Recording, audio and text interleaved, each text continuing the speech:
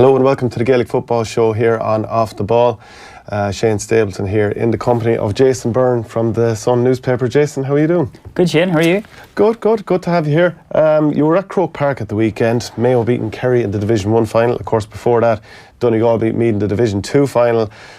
Derry 20 points to 16 against Leitrim. I suppose most people would have expected Derry to win that game, and we're going to have Leitrim manager Terry Hyland on the show in a little while. And in the final Division 3, the rearranged fixture between Louth 2-7, Westmeath 1-10, so we'll have a Laois Westmeath final as well. So Laois with 2 promotions in a row there and going into the Division 3 final this weekend. I'd say they both want to get the win there, because it's nice to have that victory at Croke Park under your belt. Yeah, it always is. And it'll be a long club month for a few of those teams. It's longer for some than it is for others, but still definitely want to get that bit of silverware at Croke Park, especially considering they're both Leinster teams and they'll both be trying to make an impact in that Leinster Championship, even though it's such a daunting task for both of them. But it's a great achievement for Laois. They would have considered themselves too good for Division 4 last year anyway, no more than Derry this year. So it'll be an interesting game, and I like the look of Westmeath under Jack Cooney. I know he was very highly rated when he was a coach in Donegal in 2015 under Rory Gallagher, and he's a very highly rated trainer, and he seems to have the feel-good factor back among them. And I think the Westmeath players were delighted to get a native man back in charge again, because the last fella before him was Brian Murta, I think, in 1982. That's such a long time, and he's learned from the best too, because he was a selector in there under Paddy O'Shea when they won Leinster, of course, in 2004, and he's really got them in a good place by the look of it. 15 years on from that now, which is mad to think about. We're obviously going to talk about your own native Donegal at some point as well, but you did a piece in the Sun this week. You basically your highlights and lowlights of the league so far, and they're up there on the screen. So what's really stood out to you about the league in terms of the positives? Well, Leitrim were the story. I think everybody knows that. The way they came up from Division 4, they done it with 2 games to spare as well. It was just so impressive. Terry Hyland done a great job with Cavan, got them to an All-Ireland quarter-final in 2013, put in massive effort with them, and it was good to see him back in management. And he got huge buy-in from the players. He organised for a training to take place in Dublin. I think they were training out in Blanchardstown. I'm not sure if they were using Blanche IT or what, but I know the players were usually training there just to make life easier for everybody. And he put a lot of logistics in place that weren't in place in Leitrim before. I know the players talked about a lot of small things. I think they were starting to really ramp up their use of GPS trackers and stuff like that. Just small, minor details that really made life for the players a lot easier. And that translated to the results, and they came up. And it'll be great now if they stayed in Division 3 next year, and they'll have no fear playing Roscommon in the Championship. Yeah, we'll ask Terry about that. So Sean O'Shea was another big standout for you over the course of the league as well. Exceptional season. Just majestic. We also had a couple of his scores going viral. And I thought he really brought out the best in the players around him too.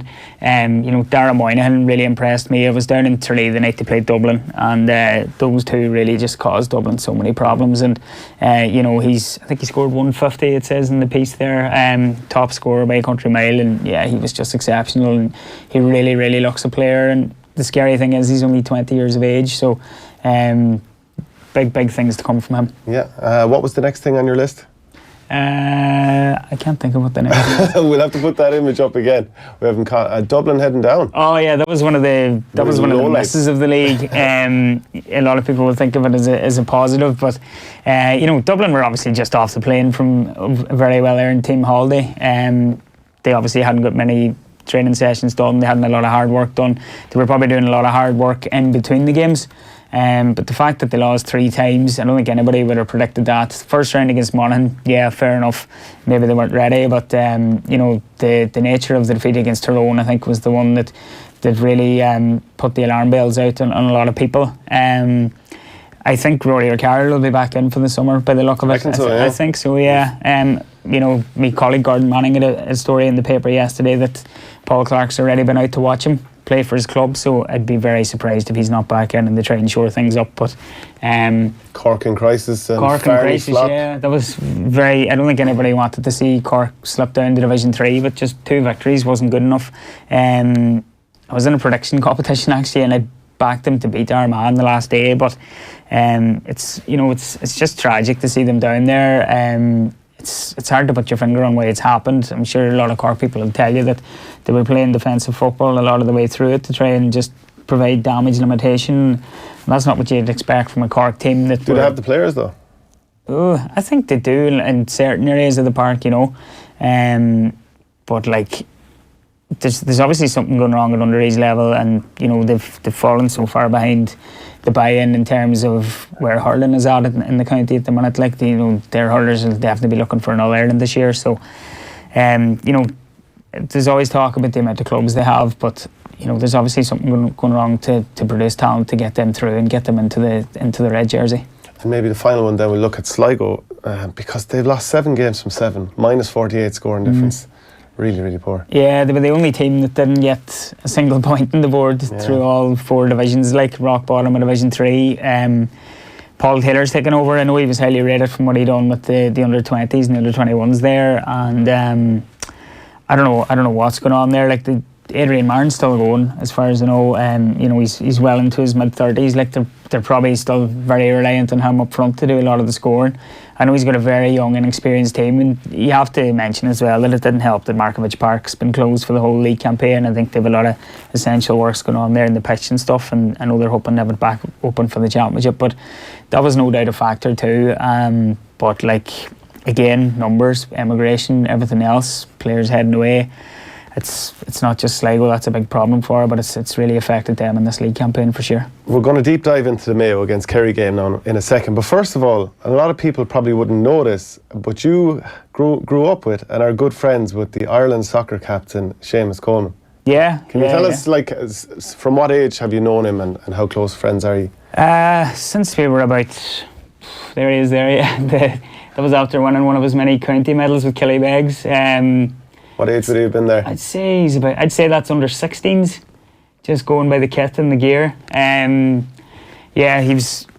known him for a very long time, for as long as I can remember.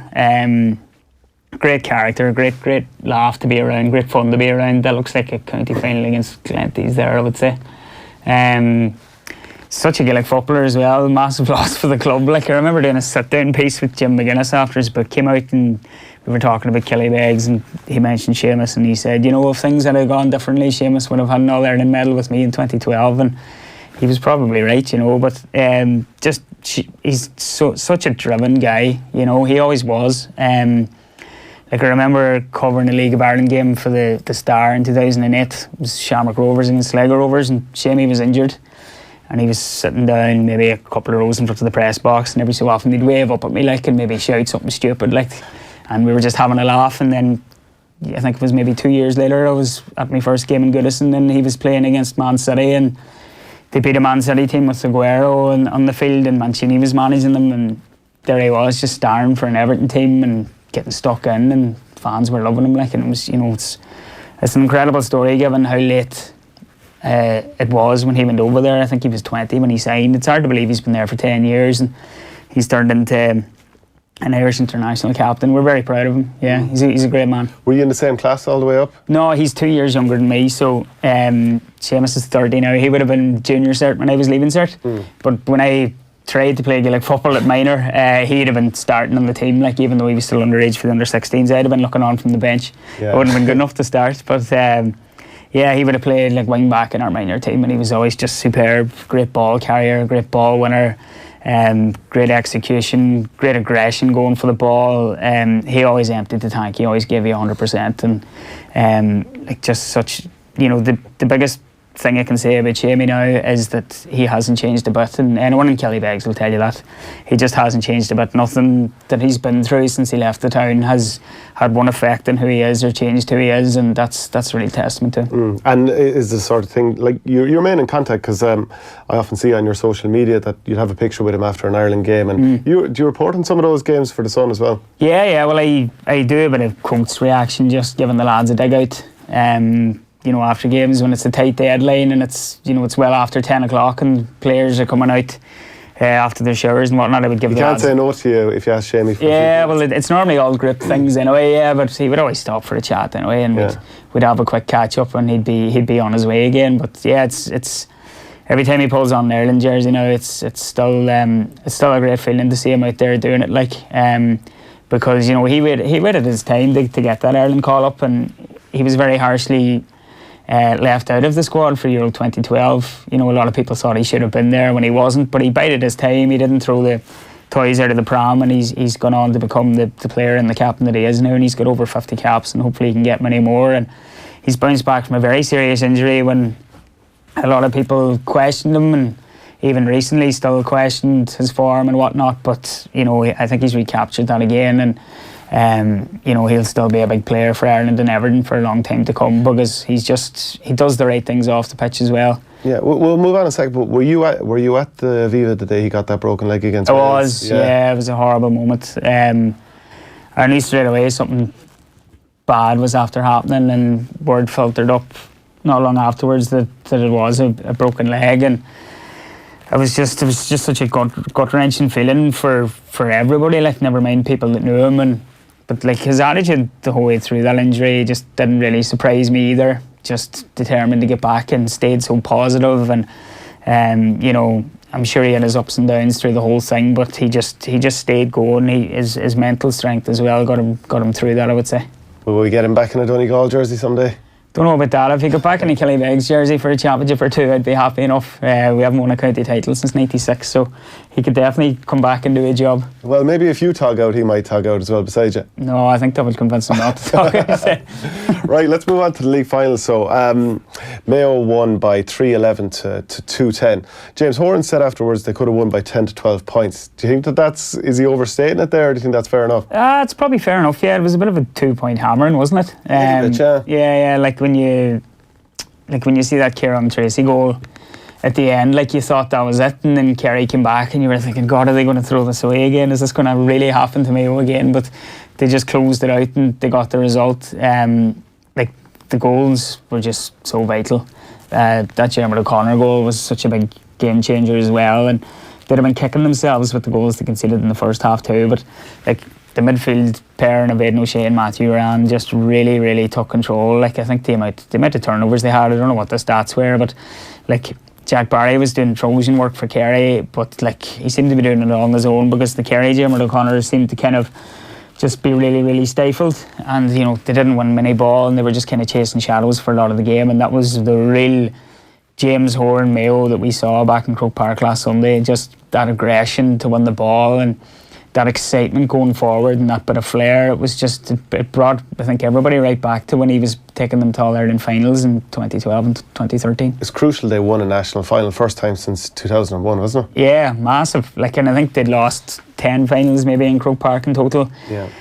Like, how do you mentally survive after all that? Well, they drawn maybe one in there in the middle. Yeah. But yeah. Ones that they didn't win. Yeah, essentially. Yeah. But it's just, like, to see Andy Moore in there, like, the quotes from him after the game were great about his daughter, that he's got a collage of pictures at home where he's on the pitch with his daughter after so many defeats, and now he's finally got one with both kids, and he's after winning, and he's got a trophy in his hand. Like, and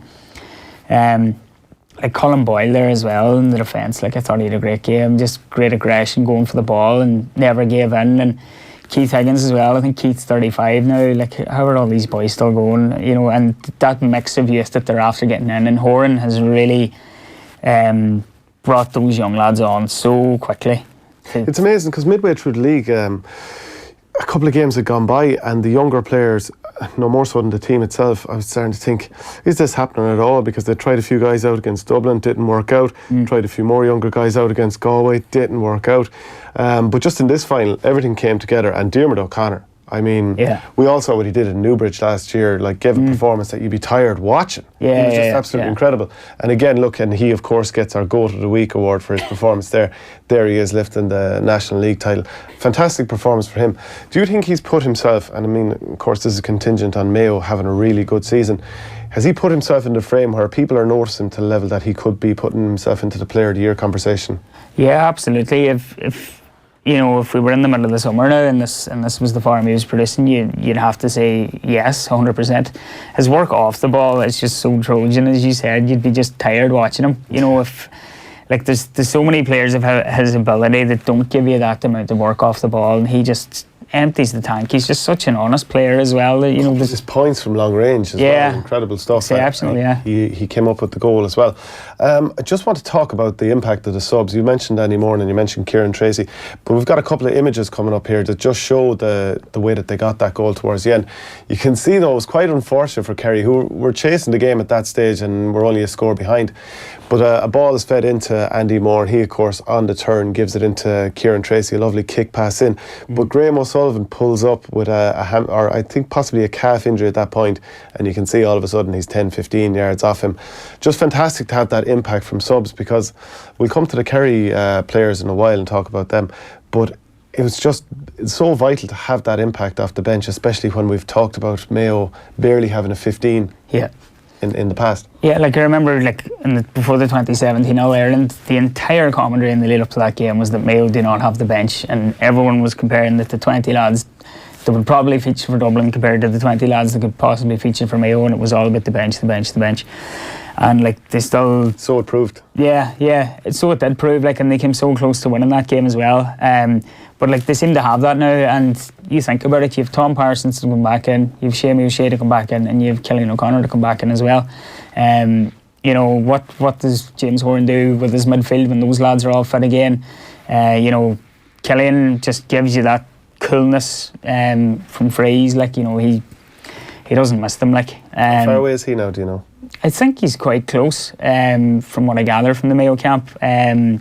He obviously had to get a bit of a job done before Christmas. It was something that he kind of held off on because Ballintubber had come through Mayo. And was it ankle? It was his knee. Oh, his knee, It was his knee, I think it was just a small enough job, but I think he just wanted to get it right because Killian's had a lot of niggles over the years here and there in various parts of his body, and even though he's still young and fresh-faced, he's been around a long time, I suppose, and he's got a lot of miles on the clock for club and county, so I think he's pretty much ready to go, and he's going to be playing club championship now over the course of the next few weeks, and you know, when they get him back, that'll be massive as well. But his brother's fairly stepping up to the mark and taking the captain's armband with both hands. He sure is. We've got an image here now that Kevin O'Brien from the 42 put up, and you can see Aidan O'Shea, 29 possessions, 10 tackles, 5 turnovers, 6 solo runs, 10 kick passes, and kick passes are crucial, which I think we're going to talk about a bit more later on when we talk about Meath. Matthew Ruan, 30 possessions, scored 1-1, 5 solos, 7 kick passes. If you look at Diarmuid O'Connor then for Kerry, 22 possessions, 6 tackles, 11 kick passes. So these are some of the really strong performers on the day. Jack Barry, 20 possessions as well. So those are just some of the stats that really stood out from the game. Want to talk then about a tweet that came out from Eamon O'Hara. So of course Tom Parsons wasn't allowed on the field afterwards initially, or so we thought, and the images went out. There was a big overreaction. A couple of people, very strong from Eamon O'Hara, he goes, this bollocks with a Mayor vest stopping Tom Parsons from joining his teammates should be effing into the Liffey, then dragged down the Moy. Just think it's really strong, just kind of preempting what happened. Mayo afterwards says there was no problem there at all. What are your thoughts on situations like this where you have a player trying to get on the field afterwards? You know, he's not currently a playing member of the panel because he's out injured. Yeah, it's a funny one. Like Tottenham's up on the stand wearing casual gear, he had no kind of green and red on him, and Killian, who wasn't involved in the playing squad the other day, was in the field with the whole Mayo get up on him. It was kind of a funny one. You'd imagine he should have had some sort of pass to come down and join the players in the field after the game. I'm not sure what the exact protocol for that is in Croke Even Park. in terms of insurance and stuff like that. And Exactly. He's probably not in great shape just yet. You can see why people would be angry that Tom Parsons wouldn't be included in the celebrations, because he's such an iconic figure in Mayo. He's absolutely adored by the people there. He's a really nice guy, and he had such a horrible injury last year as well that nobody wanted to see happen to a guy like that. And it's kind of a tricky one. Maybe it's a bit harsh in the steward from Eamon there. These guys are volunteers. There's thousands of people there. There's chaotic scenes at the final whistle. He probably didn't genuinely know who Tom was, but of course Mayo did get him onto the field, and the PRO, Paul Canan, is a very shrewd operator and a very good guy with us, just came out to the lads and said there was no problem, Tom was on the field, so that was put to bed really. But I saw a tweet from Mick Fennelly as well, given out that he barely got into the players' lounge after the Club All Ireland. So maybe there are issues inside Croke Park on days like this that do need to be tidied up, where the relevant people should be let into the relevant areas. Of course, there's a certain amount of passes as well. I mean, you can have a huge backroom team, and you can't necessarily get them all accredited to fit into the stands either, because there's only a limited amount of space. So it's an imperfect science, and there was one thing that stood out from the game. It was the fisted points. Now, I've had a bee in my bonnet over this for a long, long time. Yeah, I noticed that. As I tweeted the other day, I'll say it again, ban the fisted point, takes all the excitement out of it.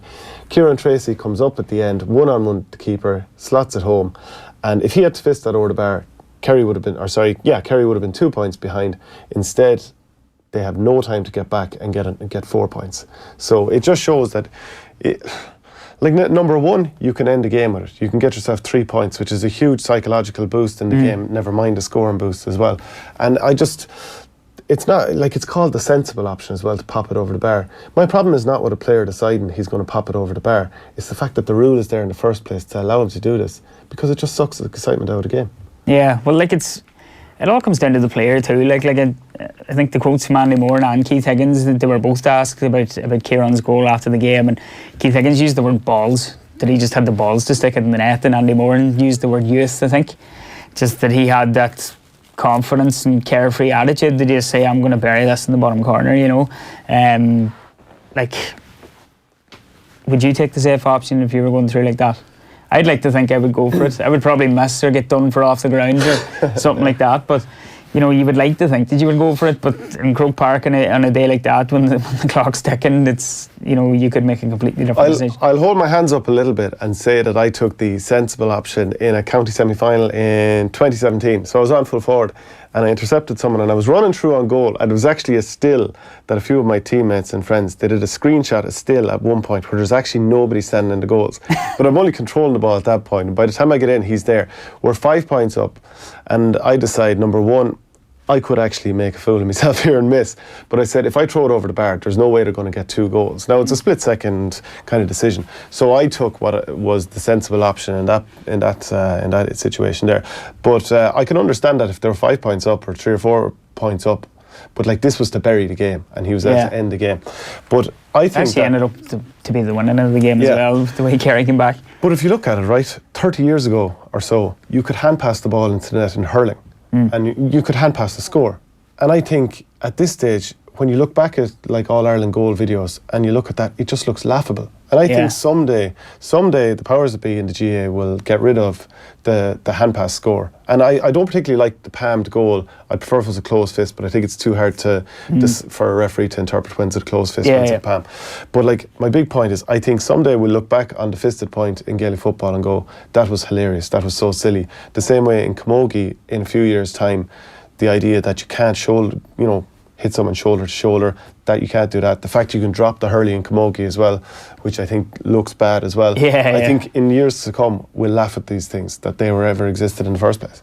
Yeah, you could be right. You definitely have a point in terms of the camogie rules there. I don't think anybody enjoyed the All-Ireland final last year, and hopefully common sense will prevail there. But as for the fisted point, I don't know. I do think it's really down to the player and the situation, and if you have a keeper closing down on top of you, I don't know, it's imagine the excitement one, you're going to have a lot of one-on-one shots and close. Yeah, but if you're coming in like that anyway, you're not going to be, you can still take the safe option and just tap it over with your foot. It'll still be more exciting, I think, anyway. It's called football. You should have to kick the ball at least. Yeah.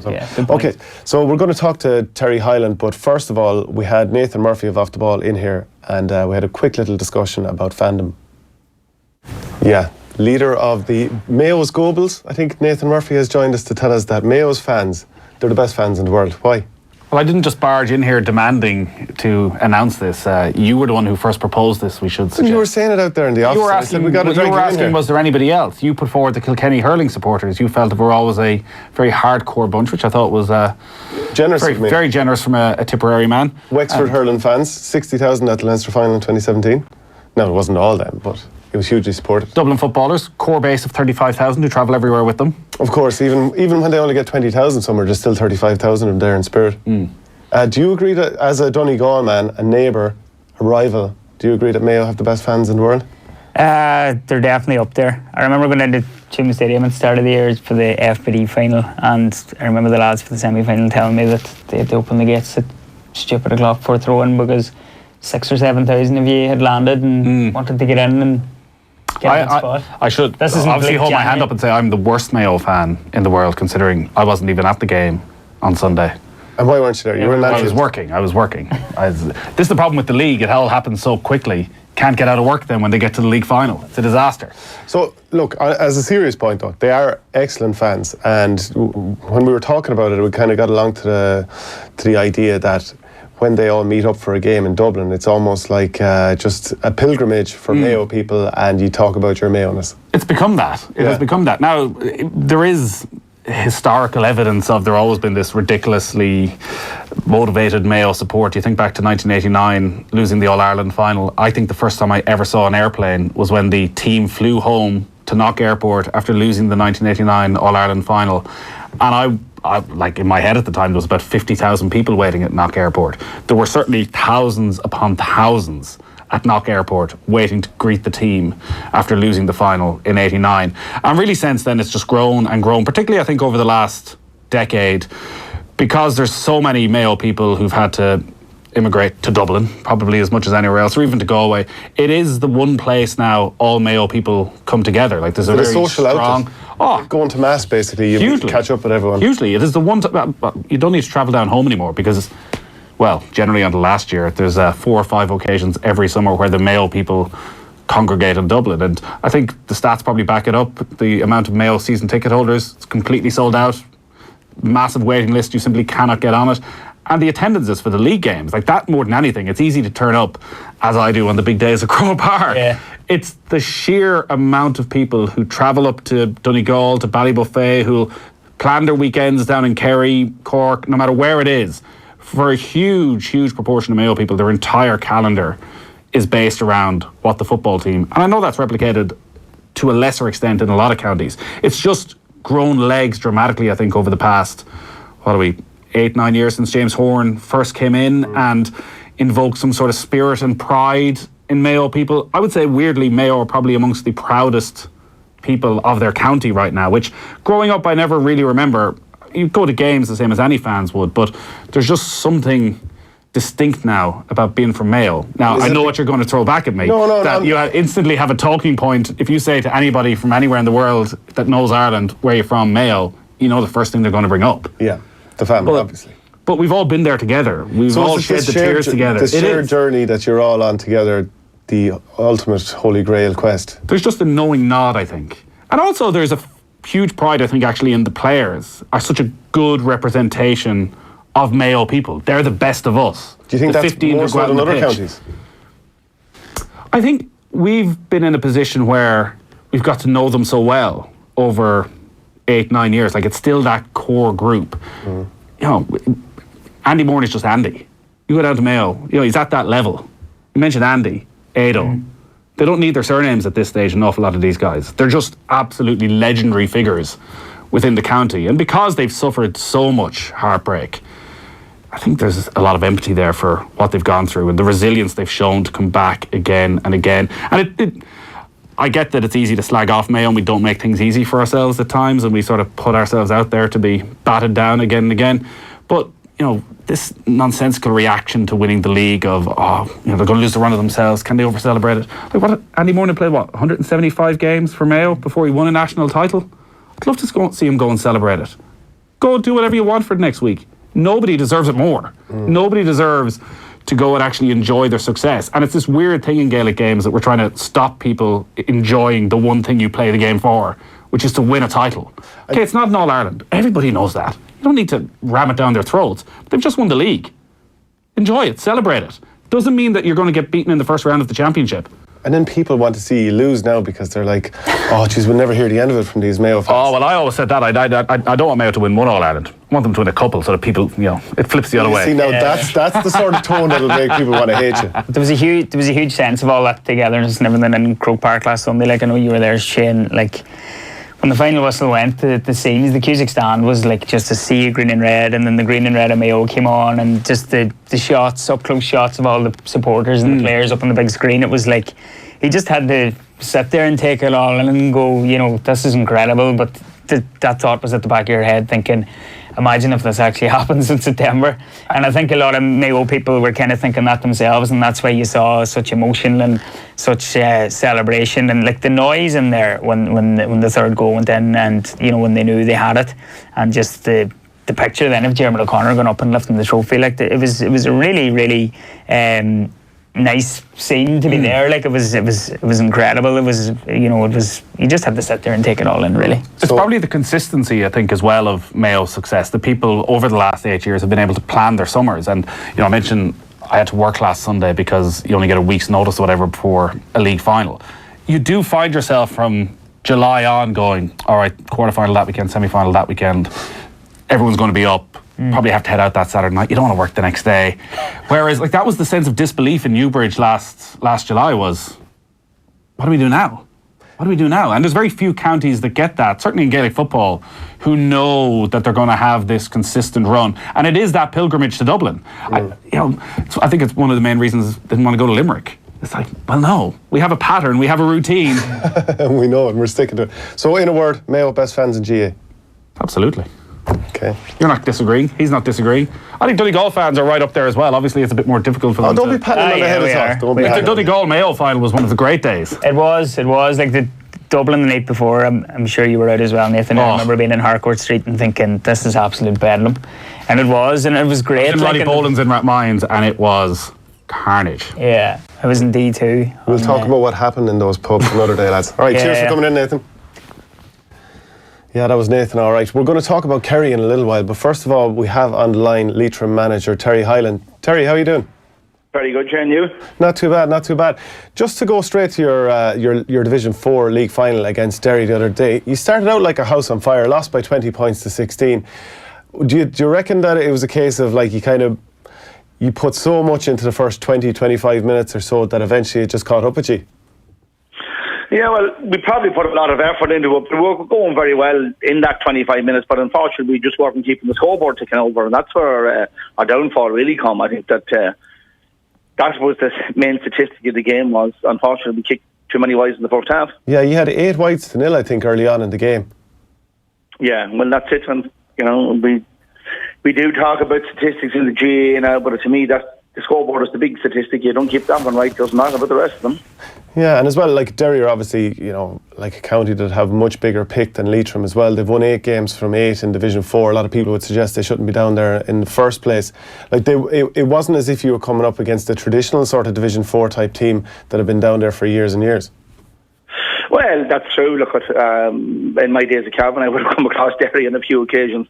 Look, Derry, I suppose, are probably surprised, as is everybody else, to find themselves in Division 4. But I think they'll get back up the ranks pretty quickly. Yeah, and what was it like for the group getting to the Division 4 final, finally getting promotion up to Division 3? Yeah, well, look, it was what we aimed for at the start of the year and the start of the league, and we felt that, you know, from what we were doing within the group, that we were quite capable of doing that, and I suppose it's satisfying to get promotion out of it, but we were disappointed not to win a final, actually. Yeah, Jason wants to ask you a question there. Terry, how's it going? Jason here. Jason. Terry, come here. What do you think this will do for kind of football in the county in general, given the crowd from Leitrim that turned out at Croke Park, and we were hearing stories of a few hundred people flying back into Ireland to watch it? You know, like, I'm sure there'll be a lot of young people now going out buying Leitrim gear and whatnot. Like, what do you think this will do for all that? Well, I think what it'll do probably at the underage structures is that guys will want to play again and want to play for Leitrim and commit to being involved with their county again. I think there was maybe an element of the last number of years where Leitrim were losing players to going abroad at the end of the National League, even as of senior in the county panel. Now, I think I was talking to a couple of lads who were over maybe their underage teams and that, and they're saying suddenly there is an interest or a spike in guys who want to come in and play. As well, like over the years, people would have heard of maybe Emlyn Mulligan and nobody else, and then the likes of Ryan O'Rourke gives a starring performance over the weekend as well. Do you think it'll help raise the profile of Leitrim overall and show that you're not just a one-man band?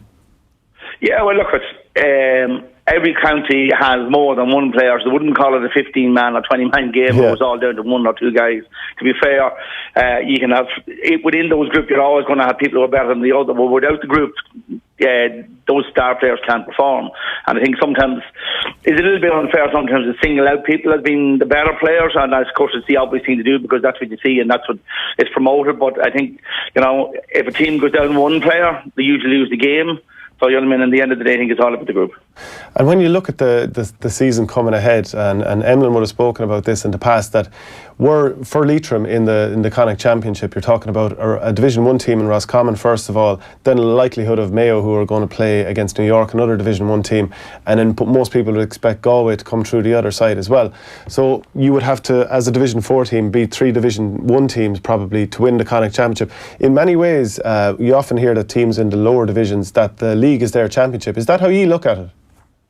Well, it's not the way I would look at it. I think that any given day that you can play anybody, it depends who's in front of you, but it doesn't matter what tag you put them on, that's what division they're in. I think if you have your game plan right and your head right, I think you can go out and perform against anybody. And that I would never look at the status of the opposition as where they are or what they're at. We can go out and perform to what we feel is our optimum. I think that we can compete with most teams. Terry, Jason here again. Just in terms of what you experienced at the weekend and what the supporters experienced and everything else, do you think there's a need for a B championship for Leitrim and other counties like Leitrim to get more days like this, or what are your thoughts on that? Well, unfortunately, I think you used the wrong word there. You said B. Yeah, okay. Fair enough. Wrong starting point. Don't get me wrong. I think there obviously need for another structure, whatever name you want to put on it. And to be fair to the teams who want to compete in that or will be competing in it, it's going to be down to how it's marketed and how it's put forward to make it attractive enough to play in that. Because unfortunately, I have seen that, and then I've been with Cavan and now I'm with Leitrim, and I see there is a divide. I see that and even the hierarchy of the GA has probably a top tier 16 in their own mind and the way they are treated, and then there's a bottom tier 16 and they're treated slightly differently. So I think that we have a championship and it's called the All Ireland at the moment, but I don't think it's All Ireland as in the way the teams at the bottom end have been treated. I think that, as you said rightly so, how you make it inclusive, and I think they're entitled to compete in the All Ireland in the A grade for the want of putting a better nail on it, but possibly give them a secondary competition that they can play again in that as well. I don't think you should take away that honour of playing in the All Ireland series. And Terry, is this something that you would have tried to get across to people in the GA, that they need to do more for counties that aren't necessarily challenging for the All Ireland?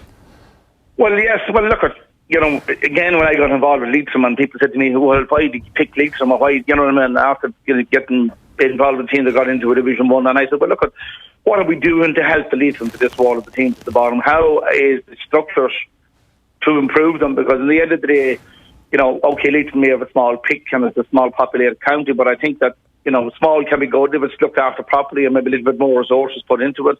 And it's worked on harder, and in the end of the day, we can still only put out 15 guys in any one given day in a starting team, no matter what county, whether you're from Dublin, whether you're from Limerick, or whether you're from Leitrim, or wherever you're from. It's how well prepared they are and how much we put into preparing them. I think that's the crux of the matter to me. You mentioned resources there, Terry. Is it hard to garner resources in a county like Leitrim when you see, the money that's pumped into Dublin and stronger counties like that? Was it a shock to you maybe of how much work had to be done there? What was it like when you arrived?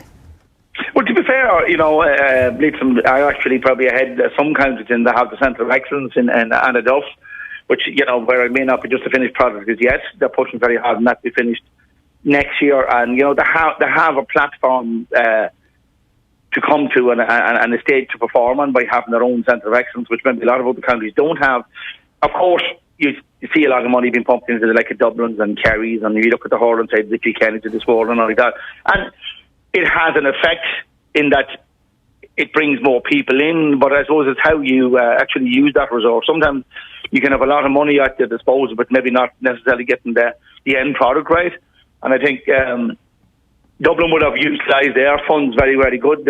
It's purely down into coaching, and you look at most clubs has one or two full-time coaches, and you look at a league and probably has one coach up until last year for the whole county, and maybe they have 3 now at the moment. So they are improving, but It's again, I think it's just more people on the ground needed to improve it. I know you've obviously got the championship coming in the summer, but if we could fast forward to 2020, when you're going to be in Division 3 against the likes of Cork, Down, Tipperary, What are your thoughts on what that league campaign is going to be like, and how tough it will be to stay in the division? Yeah, well, look, it's how you prepare for it, and you know what I mean, how we break down the opposition, and when we look at them and see where we can find weaknesses in it, and we can see where we can perform to our strengths. And it's no different than it was at the start of this league. When we were in the start of this year, a lot of people on the outside would have said, look, Leitrim won 2 games in the league last year, and you know, they won't be one of the top teams to come out of that. I think so. You know, I think in the end of the day, it's how we prepare ourselves for that division. And I think we have the players to compete, and I don't think that I have any problem in saying that. And just if you were to look at the league quite broadly, heading into the championship this summer, are there any teams that are really standing out to you in terms of the All-Ireland conversation? Yeah, well, I know Dublin took a little bit of a blip as regards the league form. It doesn't seem to be stacking up the way it had previous years from them, but I think Jim may have been looking at trying to find new players, and whether he has found them or not is probably the big question.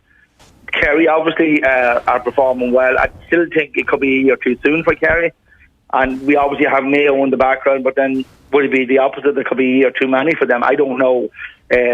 Although it does seem to be evening out, and there seems to be a more of a balance to who's going to win the Ireland this year than what it's been for the last maybe 4 or 5 years. And then just to look more specifically at Ulster, because I think most people would expect Kerry to come through, Munster, Dublin to come through, Leinster, perhaps Mayo and Galway to most likely. You know, I know you're over one of the rival teams, but Mayo, Galway, a lot of people would expect them in the final. If you look up at Ulster then as well, Cavan, who you managed before, against Monaghan at one side, Tyrone and the likes of Donegal at the other end. Who do you see coming through as Ulster winners? Well, I think Tyrone have to be the favourites at the moment, to be fair. You know, I mean, they put in a decent tail to our National League, probably just missed out getting into a league final, in an All-Ireland final last year. We would have competed against them a lot in the last 4 or 5 years. And if they can unearth 1 or 2, maybe out-and-out forwards, I think they're serious All-Ireland contenders, if they can do that. And then just one final question that I could ask you about. Sligo have been drawn in the semi-finals of Connacht, and they're against the winners of London and Galway. And I saw Kieran Deely, who's the London manager, tweeting based on some of Paul Taylor, the Sligo manager's quotes, where he said, "We'll look forward to the Galway game in the championship in Markievicz Park." And Kieran Deely tweeted, "Say what? There seems to be some confusion here. I thought the first round of the Connacht Provincial Championship was London against Galway, which as far as I know has not yet been played, unless lads play without me. Perhaps Sligo GA can clear this one up." So I'm probably even guilty of it myself in the same conversation by suggesting Mayo and Galway in the Connacht final. Is it somewhere whereby, like, smaller counties such as Leitrim, such as London in this situation, do you feel oftentimes you're just completely overlooked? Yeah, well, perhaps it's human nature, to be fair. You always look to the bigger structures and the bigger entities, and that's what happens there. And you probably are right. The weaker counties are overlooked. And as I said, you start the conversation, I can see that even from competition and, structures when you go, like even the Croke Park last week. I've been there a couple of different times with Cavan, and I can see that it's different to possibly the way the lower tier counties are treated to maybe the top tier counties. And it's most it's human nature, and the stronger are always to the fore, and the weaker probably step back a little bit. But I think maybe they just need to put their hands up and say, "Well, we are part of Ireland, and we are part of the 32 counties, and we are here, and we're here to stay." And then just one final question: what were your thoughts on the rules that were trialled out during the league? Yeah, look, I know they were probably a little bit messy in the beginning. I'll be straight with you. People were. They seemed to change every time you looked at the format of the rule, and someone tweaked it. Someone come up with a reason why this wouldn't work, and then somebody put on an addition to it. Well, if we done this, we done this. Look, I felt, to be honest with you, I felt the inside mark probably worked well enough. I think the scoring ratio may have went up because of that. The forward line, sideline ball, I'm not too sure it makes that big a difference one way or the other. I think that most coaches want the players to look forward and go forward where they can anyway. But when suddenly then if maybe there is times and certain parts of the pitch becomes a disadvantage actually to get a sideline ball, because suddenly you've only one area where you can kick it, and that's and the opposition can say, well, this guy only has one place he can kick it, and let's crowd it out, so let's turn his advantage into our advantage. And I don't know in the end of the day what the outcome of the sideline ball going forward, what you gain by it, only that we're sending it forward momentum into our play. But I think football's evolving, I think it's changing, and I think it's moving that way anyway. Okay, brilliant stuff, Terry. Thanks very much for joining us, and best of luck in the championship. Thank you. Thanks, Terry. Now, if we can just move back to the Division 1 final, there was what really stood out to me is that Kerry, they felt like a bit of an imbalanced side, and Darrow Canada, he was on with Nathan on Off the Ball, the PM show on Friday, and he was essentially talking about their fragility at the back. So we'll just play a little clip there and then we'll chat about it on the far side. You've seen what you've seen. Yes, the stats will tell you that they're defending better. Your two eyes and ears will tell you that they're probably working that bit harder.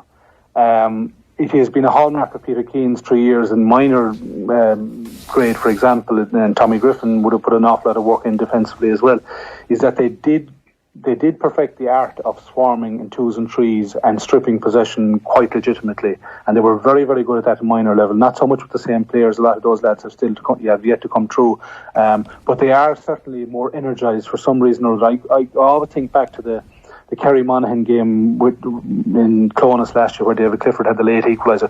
That game, Kerry really needed to get a result out of. They really needed to win it, and at times you just felt they were playing within themselves, that they might make one or two tackles, but I would say if you were analysing tackle counts, which I'm sure management, I certainly wouldn't have that much of an interest in it, but I'd say the tackle counts have gone up an awful lot. I think lads are keen to impress in the early stages of the league. I think possibly they've put in a pre-season where their fitness levels will allow them to go from A to B to C to D and to E and F if necessary, to tackle and to get tackles in, and that's very obvious. Have they become better defenders? Have they found better defenders? I'm not convinced of that either. I think what we have is a lot of similar type defenders, excellent footballers, love to bomb forward. And in our time, and I'm not so much sure that it's changed a whole lot, the suspicion always of these backs that like to bomb forward is, well, can they defend and do they relish defending? There aren't that, not just in Kerry, it's not just a Kerry thing, there aren't that many defenders out there anymore who actually relish the half acre of space, who relish showing the skills of defence. I'm thinking specifically of the likes of Mark O'Shea, Tom Sullivan, Mike McCarthy, Seamus Moynihan, and these lads who would have played in a different era, played in a different type of game, but would actually relish the one-on-one combat, the acre of space in front of them. And that's just disappeared from the game. It's just the nature of it, the way the systems have worked in the last, I suppose, since the emergence of Donegal in 11 and 12, where players help each other defend as opposed to the art of individual defending. I'm not so sure it's going to make a comeback this year either, but they are certainly working harder. The stats look like, Kerry are better defensively, but they still have an awful lot of players that like attacking, and that, your lingering suspicion is that maybe they don't like defending. We're not sure yet. I wonder, does Aidan O'Rourke feel a bit vindicated after, he'd done that column last week and there was plenty of criticism when he suggested that Kerry possibly have wasted the league and they don't have defenders who can defend in one-on-one scenarios? Yeah, it's a funny one. Like they haven't proved back there, but what happened against Mayo was an indictment of that again. There definitely are improvements from last year, but there's still a lot of work to be done if they're going to be ready for the Super 8s, because I think they're going to cruise through Munster again, to be honest. But it's probably nearly at a stage now where they would like a good hard rattle from somebody in Munster just to kind of see where they're at, because they're not going to be able to gauge that until they get to the Super 8s, and that's a bit of a worry for them, to be honest. You can definitely see the point that maybe they didn't use the league as well as they could in that regard, but maybe they were putting too much focus on their attackers, I'm not sure. I wonder, like when I looked at Kerry the other day, I was thinking, well, first of all, Mayo were supreme. And if you jump back a couple of games when Mayo had been beaten by Dublin and beaten by Galway, you were thinking, like I said earlier, are these young players that good? Where are Mayo going, etc., etc. So a couple of games can change how you frame the whole conversation. But a couple of the Kerry players, I was thinking, and they have some brilliant players, but a couple of them, are they good athletes who can't necessarily play football? And I don't want to name names, but I think a lot of people could deduce who I'm talking about. And then have they some guys who are brilliant footballers who aren't necessarily the athletes, and they don't have quite that kind of physical to skill balance. Yeah, and I think that's a very good point. And I think Mayo proved that they do have the athletes who can play football, and they did seem to have that extra bit of athleticism, especially when you look at Sunday's game in a way.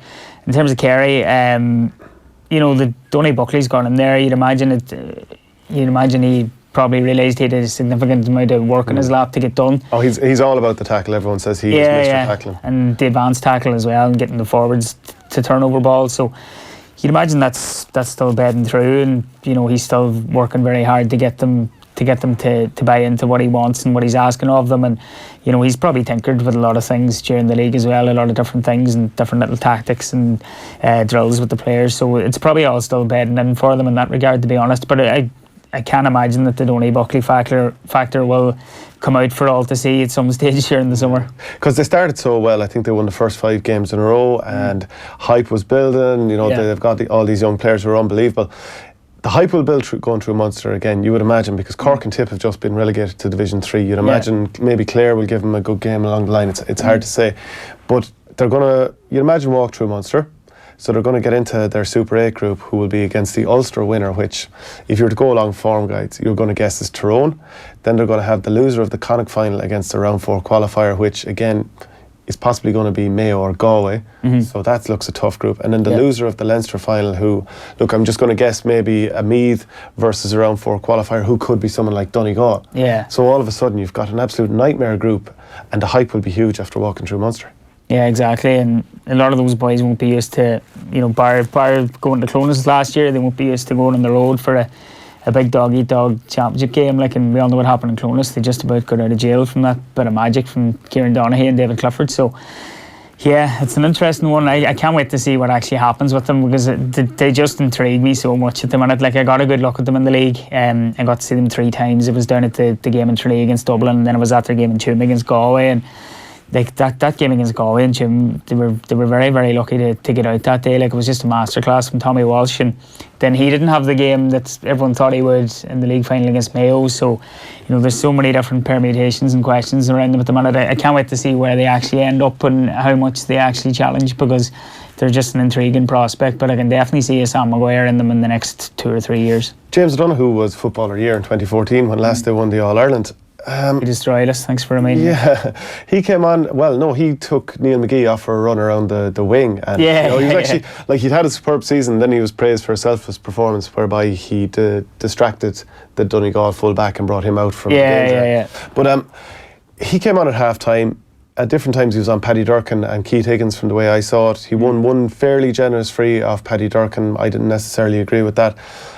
Didn't really have any impact on the game, and I just wonder, is he ever going to get back to that form of 2014? Now, he's had a lot of injuries, and definitely that's going to play a part, but can you see him ever getting back to those same dizzying heights when he was destroying Galway and Cork back that year? Yeah, you would hope it would come back, Shane, but it's just so hard to know. Like, he had 2 shoulder operations in 2015, both obviously quite serious. Took him a long time to recover from them, and you'd wonder the mental effect that had on him as well after the year he had in 2014 when Kerry weren't fancied to win All-Ireland, and a lot of people had been writing them off.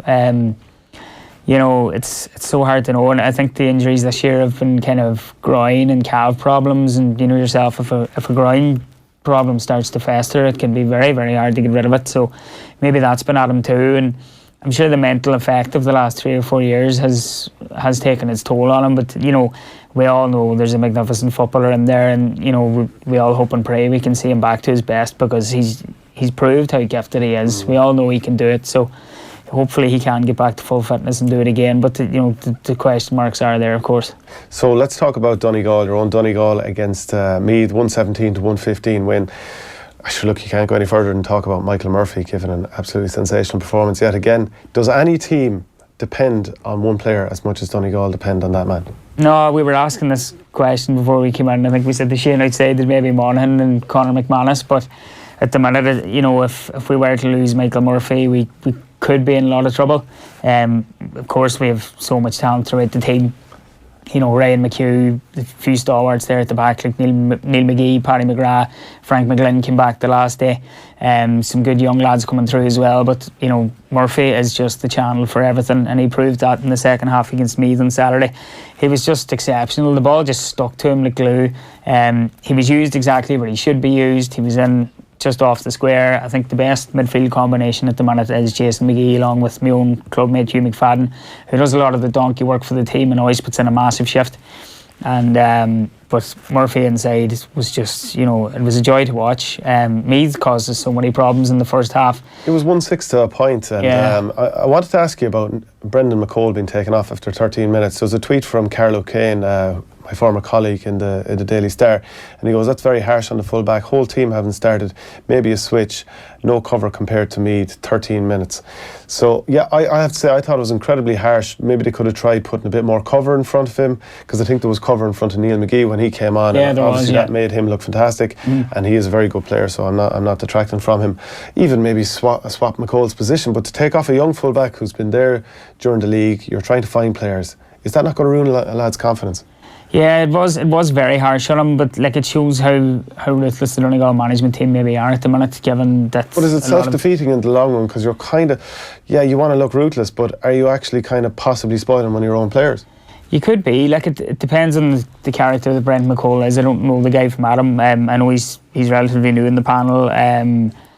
He's trying to bed in and get his place in the team. But one of the lads said it to me in a WhatsApp group last week, or after the weekend, after it happened, that this happened to Paddy McGrath in 2010 in a qualifier against Armagh, Crossmaglen. He had an absolute nightmare, and you'd hope that a player like Paddy now would put your arm around him and encourage him that these things happen in football, and you can put it behind you and you can become an established player and a big star. Like I can't think of the Donegal defence now without Paddy McGrath in there. And after that day in Crossmaglen, I'm sure he got a fair old backlash of a lot of the supporters and pundits alike. But he turned out to be unlucky not to get an All-Star in 2012 when we won the All-Ireland. He was vital to that victory, and he's been vital to every success we've had since. So you'd hope that the older lads like Paddy McGrath, Neil McGee and Frank McGlynn, who are defenders, would put the arm around him, give him a bit of encouragement. I'm sure he'll get that off Carl Lacey as well, of course, who's such an integral part of the backroom team. So yeah, look, in the heat of the moment, it probably did look a bit ruthless, but maybe it was the right move as well, because Mickey Newman was cleaning up in there, and maybe he was probably a bag of nerves as well. It was a final in Croke Park. It's his first real year in the senior setup. No protection in front of him really at that stage. Yeah, exactly. So you can't be too harsh on him, but yeah, hopefully he can just put it behind him and kick on and really push for a start in the championship, because it'll be great to see him. It's a great test of his mental strength now, depending on where he goes, and hopefully he can get around it and get back into the team. And just looking ahead to the championship then, Jamie Brennan is an excellent inside forward, scored a brilliant goal after Michael Murphy's catch. Gallen looks excellent there with 4 points as well. 4 points from play, yeah. Paddy McBrearty to come back. Do you and hopefully Oran McNeilish to come back as well. Do you sense, from Anna in the Ulster quarter final, do you sense big things for Donegal this year? What counts as success this year? I think we have to get back to the Super 8s anyway. I think we will. Whether an Ulster title is there or not, I think Donegal are on a collision course with Tyrone. Presuming that Tyrone beat Derry and come through the quarter-final as well. I think they're on a semi-final collision course, so if that was to come up, you would think that whoever wins that game will be your Ulster champions. Now, I know Monaghan had a poor league, but they're going to have a big say as well. Let's not be fooled by league form. We're all guilty of delving too much into how league campaigns went for teams. I've no doubt that Monaghan will be back strong and they'll be in an Ulster final, so for Mana, it'll cause us a lot of problems too. Rory Gallagher has them set up. He knows the Donegal panel inside out. He'll be keen to avenge what happened in the Ulster final last year. I know he took a lot of joy in coming up to Ballbafay and winning in the league as well, or Letterkenny. I think that game might have been played. So yeah, that's going to be an absolute dogfight, like most of those Ulster Championship openers usually are. So I fancy them to scrape through that. Super 8s anyway. Very disappointed not to get out of the Super 8s last year. What happened against Tyrone Ballbafay was very disappointing and very hard to take, but they'll bounce back. We do have a lot of fine players who are ready to step up to the mark again. And finally, just a point to make, Stephen Poacher, the Carlow coach, tweeted lots of hysteria about the volume of kicking today at the league finals. Just spent a few hours analysing Meath v Donegal game. Outside of set plays, there was 351 hand passes to 74 kick passes, a ratio of approximately 5-1. The Donegal goal had 10 hand passes and 1 kick pass. Don't let hype get in the way of stats. So interesting the way he frames that. Yeah, well, why would you use the word hype? It was people were just excited by what they were seeing. They were seeing, lads in the middle third taking a risk, kicking the ball inside, looking for that bit of movement, looking for a target. Tyrone done it brilliantly through the league, through Cathal McShane, and they made hay from it. Kerry done it through Tommy Walsh. Donegal were doing it through Murphy, and Meath done it for a lot of the first half through Mickey Newman as well. And it just made for exciting fare. It's what people have been crying out for when they're watching Gaelic football. And, you know, in terms of hype, like, why are you throwing out stats and numbers? Like, it's physically what people were watching at Croke Park over the weekend that got them excited, got them on the edge of their seats, and it's exactly what everybody wanted coming into the weekend. Like, numbers, I don't think the numbers are relevant. I think it's about that player in the middle third looking inside, taking a risk, seeing a man on the move, taking the risk to pump it in and create a score. So you need to pick and choose your moments. Yeah, that's what it was about for me. Like, it's just, in the right moment. And it's not lumping it in. And it's all risk-reward scenario. Even Tyrone against Dublin, they had some great inside claims from high balls, but they actually messed up a lot of the long ball as well. That's all we've time for, Jason. So thanks very much for joining us here. And we had Terry Hyland as well. That's it for the Gaelic football show for the league. We'll be back with the hurling show tomorrow at 3 o'clock. Join us then, and there'll be plenty more on Off the Ball this evening.